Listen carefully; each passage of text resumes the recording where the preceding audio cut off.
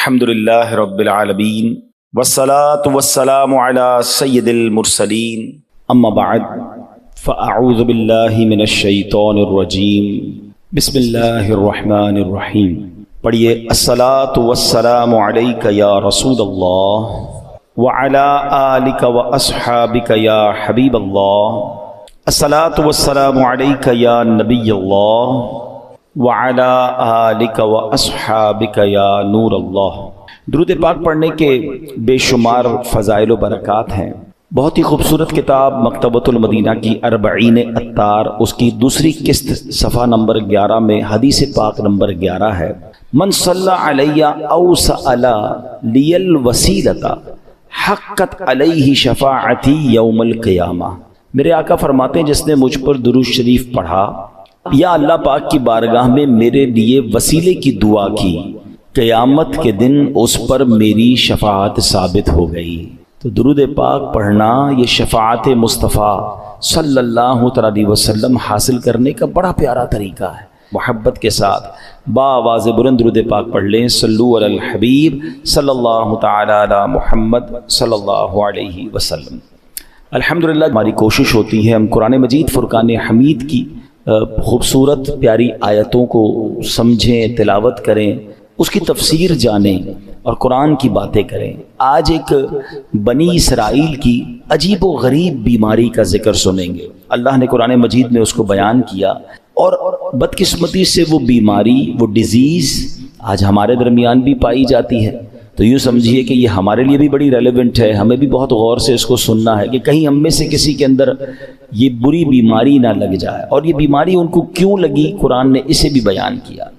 اللہ قریب قرآن مجید میں ارشاد فرماتا ہے، پارہ نمبر 1 ہے، سورہ بقرہ آیت نمبر 74۔ ارشاد ہوتا ہے بسم اللہ الرحمن الرحیم، ثم قست قلوبکم من بعد ذلك فہی کالحجارۃ او اشد قسوہ وَإِنَّ مِنَ الْحِجَارَةِ لَمَا يَتَفَجَّرُ مِنْهُ الْأَنْهَارُ وَإِنَّ مِنْهَا لَمَا يَشَّقَّقُ فَيَخْرُجُ مِنْهُ الْمَاءُ وَإِنَّ مِنْهَا لَمَا يَهْبِطُ مِنْ خَشْيَةِ اللَّهِ وَمَا اللَّهُ بِغَافِلٍ عَمَّا تَعْمَلُونَ۔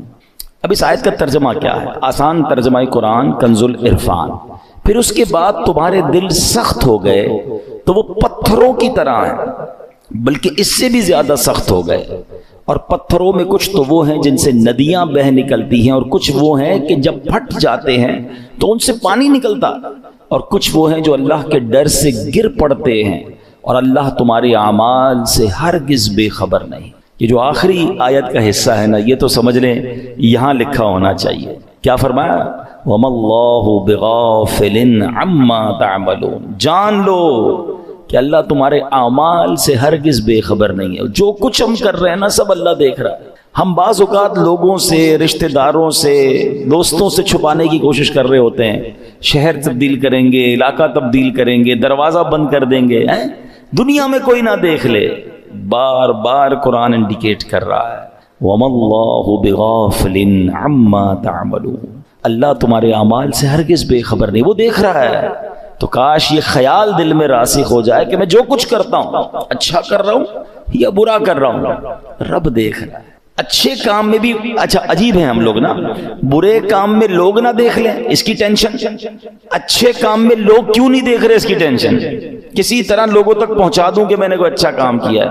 اگر یہ ذہن بن جائے نا کہ دنیا دیکھے نہ دیکھے، اللہ دیکھ رہا ہے، اچھا کروں گا تو اجر اسی سے لینا ہے، اور اللہ نہ کرے برا کروں گا تو سزا بھی اسی نے دینی ہے، تو خیال تو اس کا زیادہ ہونا چاہیے نا، خیال دنیا والوں کا ہے۔ تو بہرحال اب آتے ہیں اس بیماری اور اس آیت کی طرف۔ اس آیت میں قرآن کریم فرقان حمید نے کیا ارشاد فرمایا؟ ثم قست قلوبکم من بعد ذلک، پھر اس کے بعد تمہارے دل سخت ہو گئے۔ یہ کس کی بات ہو رہی ہے؟ بنی اسرائیل کا ذکر ہو رہا ہے۔ ان پر بڑے انعامات ہوئے، بڑی مہربانیاں کی گئیں بنی اسرائیل پر۔ شکر کی بجائے یہ نافرمانی کرتے تھے۔ فرعون سے اللہ نے نجات دی، پھر انہوں نے ناشکری کی۔ تورات عطا کی، پھر ناشکری کی۔ بچڑے کی پوجا کی، اللہ نے اس میں توبہ کی توفیق دے دی، پھر ناشکری کی۔ 70 افراد کو کوہ طور پر بلایا، انہوں نے پھر ناشکری کی۔ انہیں منو سلوہ عطا کیا، پھر ناشکری کی۔ انہیں قدرت کی نشانیاں دکھائیں، پھر ناشکری کی۔ اللہ پاک کی نافرمانیوں میں مصروف رہے، ایک کے بعد ایک نافرمانی، ایک کے بعد ایک گناہ کرتے رہے، یہاں تک کہ ان کے دل سخت ہو گئے۔ مگر اب قرآن کیا کہتا ہے؟ کتنے سخت ہوئے؟ فَهِيَ كَالْحِجَارَةِ، تو وہ پتھروں کی طرح ہو گئے۔ اب پتھر کتنا سخت ہوتا ہے سمجھیے گا، یاد رکھیے سختی کی اور بھی چیزیں ہوتی ہیں، لوہا بڑا سخت ہوتا ہے، لکڑی بڑی سخت ہوتی ہے، مگر لوہا آگ سے نرم ہو جاتا ہے، لکڑی پانی سے نرم ہو جاتی ہے، مگر پتھر کتنا سخت ہوتا ہے، گرمائش میں پگھلتا ہے، ہتھوڑے مار مار کے اس کا برادہ تو کر سکتے ہیں، چورا چورا کر سکتے ہیں، مگر نرم نہیں کر سکتے۔ تو قرآن نے مثال کیا دی کہ دل پتھر سے سخت ہو گئے۔ اچھا پھر کہا او اشد قسوہ، پتھر سے بھی زیادہ سخت ہو گئے۔ اللہ اکبر، ان دلوں کا عالم کیا ہوگا کہ جن کو قرآن کہہ رہا ہے کہ تمہارے دل پتھر جیسے سخت بلکہ اس سے بھی زیادہ سخت ہو گئے۔ اللہ اکبر۔ اے میرے پیارے اسلامی، حالانکہ پتھر کی ایک اور تعریف قرآن خود آگے بیان فرما رہا ہے، وَإِنَّ مِنَ الْحِجَارَةِ لَمَا يَتَفَجَّرُ مِنْهُ الْأَنْهَارُ، پتھر میں تو کچھ وہ ہیں جن سے ندیاں بہتی ہیں، وَإِنَّ مِنْهَا لَمَا يَشَّقَّقُ فَيَخْرُجُ مِنْهُ الْمَاءُ، اور کچھ وہ ہیں جو پھٹ جائیں تو ان سے پانی نکلتا ہے، وَإِنَّ مِنْهَا لَمَا يَهْبِطُ مِنْ خَشْيَةِ اللَّهِ، اور کچھ وہ ہیں جو اللہ کے ڈر سے گر پڑتے ہیں، یعنی پتھر بھی اللہ کا خوف کرتے ہیں۔ پھر فرمایا وَمَا اللَّهُ بِغَافِلٍ عَمَّا تَعْمَلُونَ، اور اللہ تمہارے اعمال سے ہرگز بے خبر نہیں۔ اب یہاں بڑی یونیک معلومات اسٹونز کے بارے میں، پتھر کے بارے میں قرآن نے کیا فرمایا؟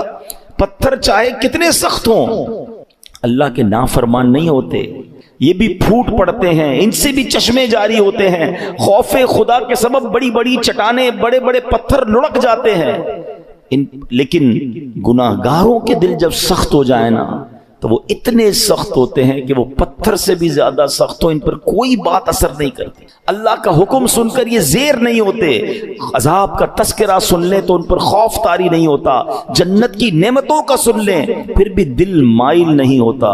اے میرے پیارے اسلامی بھائیوں، غور کیجئے، آج کے دور میں بھی بعض اوقات ایسے بندے دکھتے ہیں کہ جن کے دل سخت ہو جاتے ہیں، اور سختی کی قرآن نے وجہ جو تفسیر میں ہم نے سنی کہ گناہ پر گناہ، ایک کے بعد ایک دوسرا گناہ۔ حدیثوں میں یہ مضمون ملتا ہے کہ بندہ جب ایک گناہ کرتا ہے نا تو اس کے دل پر ایک نقطہ لگ جاتا ہے، بلیک ڈاٹ، دوسرا گناہ کرتا ہے پھر دوسرا نقطہ، تیسرا کرتا ہے تیسرا نقطہ، ایک وقت آتا ہے پورا دل ہی کالا ہو جاتا ہے، اب ہدایت کی کوئی بات اثر نہیں کرتی ہے۔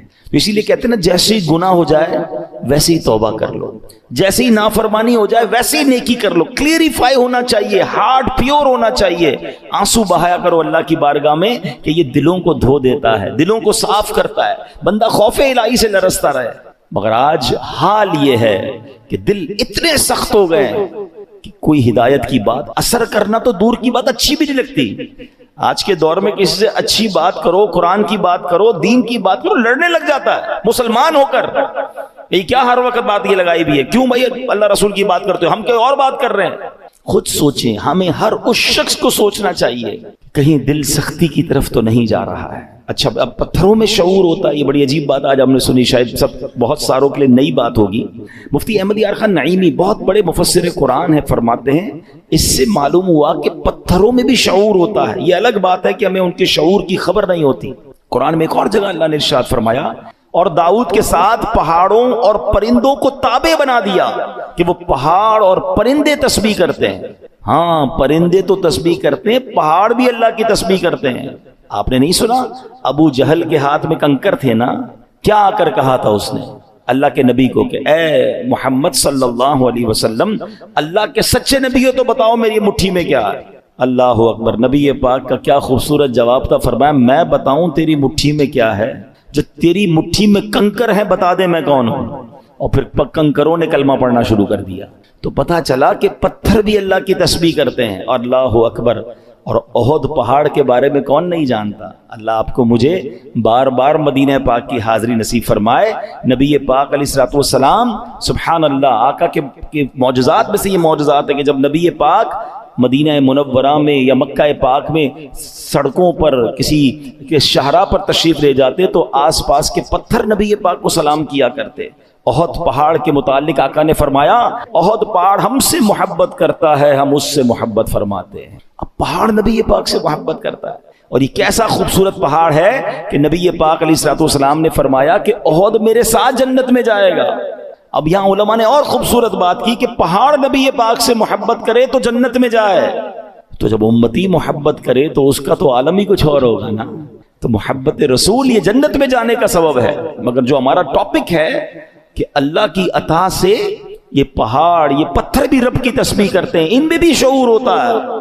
اللہ اکبر۔ اور احد کے پہاڑ کی تو یہ فضیلت ہے کہ ایک جگہ نبی پاک علیہ الصلوۃ والسلام نے فرمایا جب تم احد پہاڑ کے پاس آؤ فَكُلُوا مِن شَجَرِهِ، اس پر اگنے والے درخت کے پتے بطور تبرک کھا لیا کرو ہے۔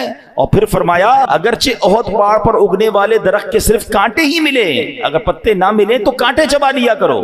اب یہاں تبرک کی دلیل بھی ملتی ہے، بھائی کانٹا کھانے سے کیا فائدہ ہوگا، پتا کھانے سے کیا فائدہ ہوگا، مگر چونکہ یہ جنتی پہاڑ ہے تو آقا نے فرمایا اس سے کچھ نہ کچھ کھا لیا کرو، تبرک لیا کرو۔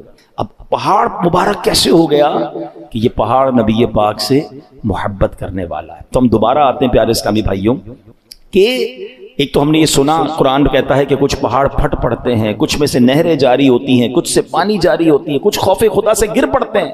ایک بار امام ابو القاسم کشیری رحمۃ اللہ تعالی لکھتے ہیں کہ اللہ پاک کے ایک نبی کہیں سے گزر رہے تھے، آپ نے ایک چھوٹا سا پتھر دیکھا، مگر اس چھوٹے سے پتھر سے مسلسل پانی بہ رہا تھا۔ آپ بڑے حیران ہوئے، اللہ پاک نے اس پتھر کو بولنے کی طاقت عطا فرمائی، اور پتھر کہتا ہے کہ اے اللہ پاک کے نبی، جب سے میں نے سنا ہے معلوم ہوا ہے کہ جہنم کا ایندھن آدمی اور پتھر ہے۔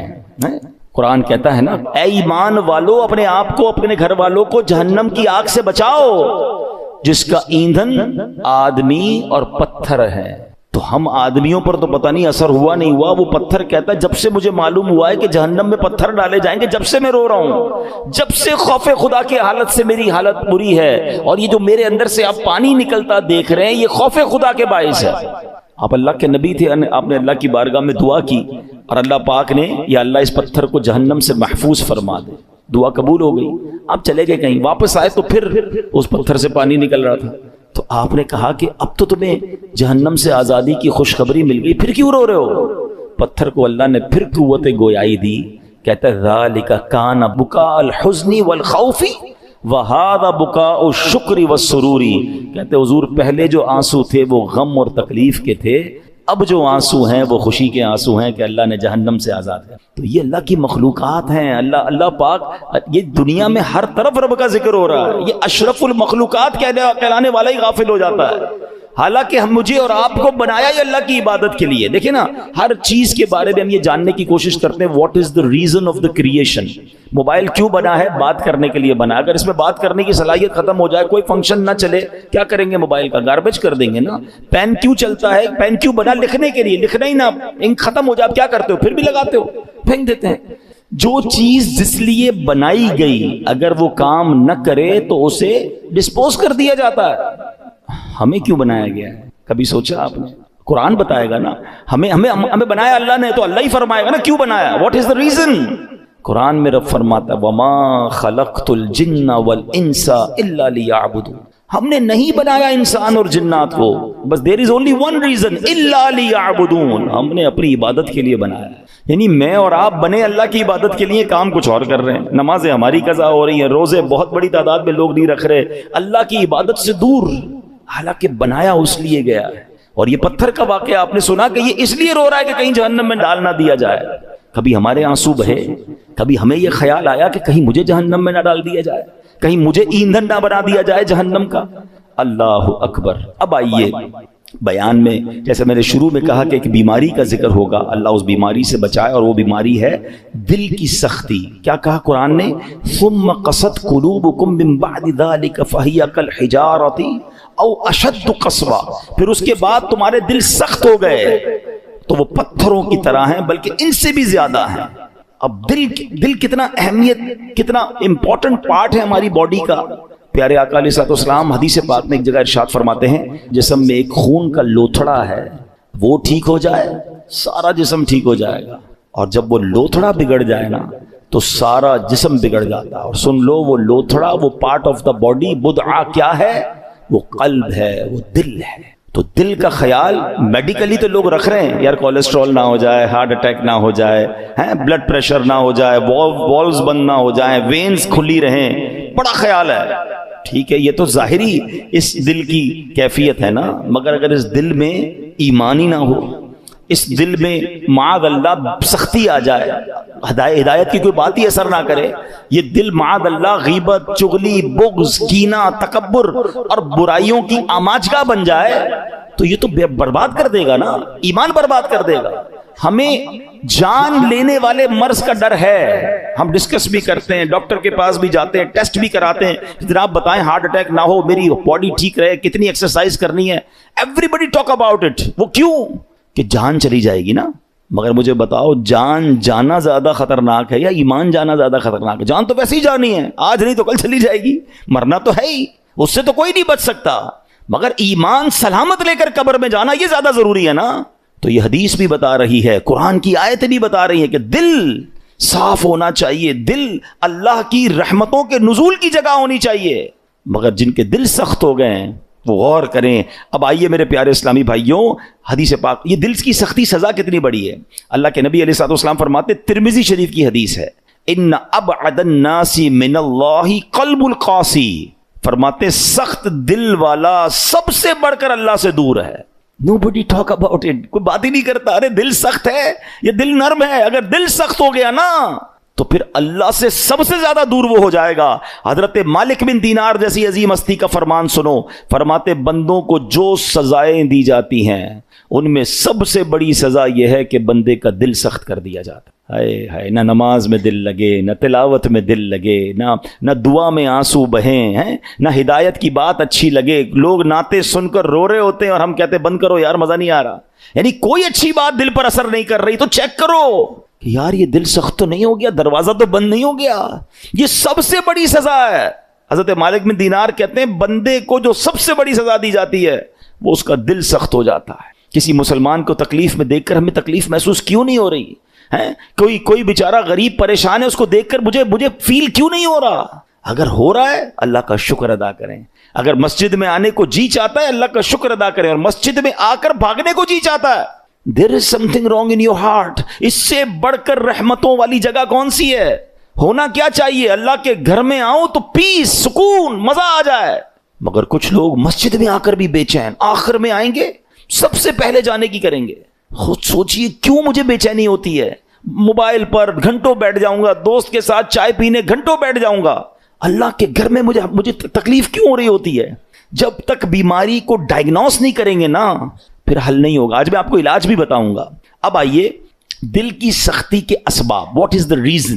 نبی پاک علیہ السلام فرماتے ہیں ذکر اللہ کے علاوہ زیادہ کلام نہ کرو، بے شک زیادہ باتیں کرنا دل کو سخت کر دیتا ہے. یہ بہت جو بولتے رہتے ہیں نا، بہت بولتے رہتے ہیں، زیادہ باتیں نہیں، قلیل الکلام. اللہ کا ذکر کریں، تلاوت کریں، کم بولیں، کیونکہ زیادہ بولنے والا غلطیاں بھی زیادہ کرتا ہے نا. جھوٹ بھی نکل جائے گا، غیبت بھی نکل جائے گی، دل آزاری بھی ہو جائے گی، معاذ اللہ احساس نہیں ہوگا، علم نہیں ہوگا تو کلمہ کفر بھی نکل جائے گا. کم بولیں، سوچ کے بولیں. ایک جملہ سنا ہوگا آپ نے، پہلے تولو بعد میں بولو. ہم بول کے تول رہے ہوتے ہیں، پھر پچھتا رہے ہوتے ہیں، یار نہیں بولنا تھا، یار کیا بول دیا، یار مسئلہ ہو گیا، جھگڑا ہو. پہلے سوچ لیتے ہیں نا. آپ کے کسی بھی باڈی پارٹ کے گرد گارڈ نہیں بٹھائے گئے. یہ زبان ہے جس کو 32 گارڈ کا پہرا دیا گیا ہے. 32 دانت کے پیچھے زبان ہے نا، مگر جب یہ چلتی ہے سارے گارڈز پیچھے چھوڑ کر کسی کا دل توڑتی ہے، کسی کا سر پھوڑتی ہے، کسی کے خاندان برباد کر دیتی ہے. سوچئے، زیادہ بولنا دل کو سخت کر دیتا ہے. یوں ہی زیادہ ہنسنے سے بھی دل سخت ہو جاتا ہے. حدیث پاک میں ہے ان کثرت الضحک تمیت القلب، بے شک زیادہ ہنسنا دل کو مردہ کر دیتا ہے. ہر وقت ہنسی مذاق، کچھ لوگ ہوتے ہیں جن کا کام یہی ہوتا ہے، تو ہر وقت نہیں ہوتا. کبھی کبھی مزاح کرنا اور ہے، مگر ہنسی مذاق میں بھی دل آزاری کی اجازت نہیں ہے نا. آپ مسکرانے والی بات کریں، اچھی بات ہے، لیکن ہر وقت ایک ہی کام میں لگے ہوئے ہیں اور پھر جھوٹ بول بول کے ہنسا رہے ہیں، یہ دل کو مردہ کر دیتا ہے. اچھا، پھر زیادہ کھانا، بالخصوص حرام حلال کی پرواہ کیے بغیر کھاتے چلے جانا، یہ بھی دل کو مردہ کر دیتا ہے. تو اللہ کرے کہ یہ بھی ہمیں سمجھ آ جائے. آپ جب بھی دیکھ لیں آپ زیادہ کھائیں گے، آپ کو عبادت کو جی نہیں چاہے گا، آپ کو نیند آنے لگے گی، سستی ہو جائے گی. رمضانوں میں لوگ زیادہ عبادت کرتے ہیں، جو کم کھاتے ہیں آپ دیکھیں وہ عبادت زیادہ کر رہے ہوں گے. تو کم کھانا، اور حرام سے تو پہلے ہی بچنا ہے، حلال ہی کھانا ہے. اور دل کو سب سے زیادہ جو نقصان دینے والی چیز ہے نا، موسٹ ڈینجرس، وہ ہے گناہ. گناہ کا جو سائیڈ ایفیکٹ ہے نا، جو گناہ چھوٹا ہو یا بڑا، جتنا بڑا گناہ ہوگا وہ اتنا دل کو افیکٹ کرے گا، مگر ہر گناہ دل کو ڈیمیج ضرور کرتا ہے، اس میں روحانیت کم کرتا ہے. اس کے اندر یوں سمجھیے برائی، جیسے جیسے برائی کرتا جائے گا، پھر کچھ لوگوں کی کنٹینیو عادت ہوتی ہے برائی کی، وہ دل کو سخت کر دیتی ہے. تو اے میرے پیارے اسلامی بھائیوں، قرآن کیا کہتا ہے؟ بل ران علی قلوبہم ما کانوا یکسبون، بلکہ ان کے کمائے ہوئے اعمال نے ان کے دلوں پر زنگ چڑھا دیا ہے. قرآن کہہ رہا ہے زنگ چڑھ جاتا ہے، اپنے ہی اعمال جو ہیں، برے اعمال دلوں پر زنگ چڑھا دیتے ہیں. اب یہ تو ہو رہا ہے، ہم تو کر رہے ہیں، اب حل کیا ہے؟ دل صاف کیسے ہوگا؟ دل نرم کیسے ہوگا؟ آئیے آج اس کا نسخہ بھی لے لیجیے، اور وہ بھی انشاءاللہ حدیث پاک سے ہی پیش کروں گا. اللہ کے نبی علیہ الصلوۃ والسلام فرماتے ہیں کہ بے شک جیسے لوہے پر زنگ چڑھتا ہے، ایسے ہی دل بھی زنگ آلود ہو جاتے ہیں. عرض کی گئی یا رسول اللہ صلی اللہ تعالی علیہ وسلم، دل کے زنگ کا علاج کیا ہے؟ ارشاد فرمایا موت کو کثرت سے یاد کرنا اور ذکر اللہ کی کثرت کرنا. اللہ کا ذکر یہ دل کا زنگ دور کرتا ہے. تلاوت قرآن یہ دل کا زنگ دور. آپ کو کبھی کبھی مزہ نہیں آئے گا، یہ بھی میں آپ کو بتا دیتا ہوں، پہلے سے بتا دیتا ہوں کہ جس کے دل میں پرابلم ہوتی ہے نا، وہ جیسے ہی ذکر اللہ کرے گا اس کو نیند آنے لگے گی، تلاوت کرے گا بوریت شروع ہو جائے گی، مسجد میں آئے گا ٹینشن شروع ہو جائے گی. اب آپ کو میں ایک فارمولہ دے دیتا ہوں. پہلے ذہن بنا لیں کہ مجھے دل صاف کرنا ہے، مجھے گناہوں کا یہ زنگ اتارنا ہے، مجھے اللہ کی معرفت اپنے دل میں چاہیے. تو اب حل کیا ہوگا؟ اب اس کو دنیا کی اگزامپل سے سمجھاتا ہوں. مثال کے طور پہ کسی کو بخار ہو جائے ہیں اور کوئی وائرس لگ جائے، کھانا اچھا نہیں لگے گا، پانی اچھا نہیں لگے گا، چائے اچھی نہیں لگے گی، جوس اچھا، گھر والے بیچارے سوپ بنا کے دیں گے، نہیں کھانا ہے، منہ کڑوا ہو جاتا ہے. آپ کیا کرتے ہیں؟ اچھا نہیں لگتا پھر بھی کھاتے ہیں. آپ کو یہ پتا ہے بیک آف دا مائنڈ کہ تھوڑے دنوں کی بات ہے، بلکہ فیملی اچھی نہیں لگتی، بچے اچھے نہیں لگتے. جب بندہ بیمار ہوتا ہے تو ہم بچوں کو گھر سے تو نہیں نکال دیتے، ہمیں پتا ہے طبیعت میری خراب ہے. تھوڑے دن کے بعد جیسے ہی بیماری ہٹے گی، کھانا بھی اچھا لگے گا، بچے بھی اچھے لگیں گے، ماحول سارا ٹھیک ہو جائے گا. پرابلم میرے اندر ہے، ہم کنٹینیو کھاتے ہیں. بالکل اسی طرح جب آپ کو ذکر الہی میں مزہ نہ آئے، تلاوت میں لطف نہ آئے، درود پاک میں وہ جو چاشنی ہے نہیں مل رہی، سجدوں کی لذت نہیں مل رہی، بھاگ نہیں جانا مسجد چھوڑ کے، عبادت کرنا چھوڑ نہ دیں، تسبیح رکھ مت دیجیے گا. یہ بیماری ہے جو آپ کو نہیں کرنے دے رہی، آپ کنٹینیو کرتے رہیں. ایک وقت آئے گا دل کا زنگ دور ہوگا، ہر ذکر الہی آپ کو مزہ دینے لگے گا، ہر سجدے میں آپ کو معرفت ملنے لگے گی، ہر تلاوت کا ذوق آپ کو ملتا رہے گا. آپ دعا کے لیے ہاتھ اٹھائیں گے، آپ کے آنسو بہنا شروع ہو جائیں گے، کیونکہ اس ٹائم تک آپ کو یہ کرنا پڑے گا تاکہ یہ دل کا زنگ دور ہو جائے. اور جب اللہ کے نبی نے فرما دیا ہے کہ موت کو کثرت سے یاد کرنا اور ذکر الہی دلوں کے زنگ کو دور کرتا ہے. ایک اور پرابلم یہ ہے، ہم موت بلائے بیٹھے ہیں، ہمارے سامنے جنازے اٹھ رہے ہیں، ہمارے سامنے لوگ دنیا سے جا رہے ہیں، ہم قبرستان جاتے ہیں، وہاں بھی لوگ فون پہ مستی مذاق کر رہے ہوتے ہیں. ارے پہلے کا دور کیسا تھا؟ جب جنازہ ہوتا تھا نا، میت کے رشتہ دار کو ڈھونڈنا مشکل ہو جاتا تھا. لوگ کہتے کیسے ڈھونڈے، سارے ہی رو رہے ہیں. اور سب کیوں روتے تھے؟ ان کو میت سے اتنا پیار نہیں ہوتا تھا، سب کو اپنی موت یاد آتی تھی. وہ قبرستان دیکھ کر سمجھ جاتے تھے کہ ہم نے جانا ہے، مگر ہم موت بلائے بیٹھے ہیں. کبھی کبھی ان چیزوں کو یاد کرنا چاہیے. آگے سنیے، ایک مرتبہ ایک عورت بی بی عائشہ صدیقہ رضی اللہ تعالیٰ عنہا کی خدمت میں حاضر ہوئی، دل کی سختی کی شکایت کی. حضرت عائشہ نے فرمایا اکثری من ذکر الموت، موت کو کثرت سے یاد کرو.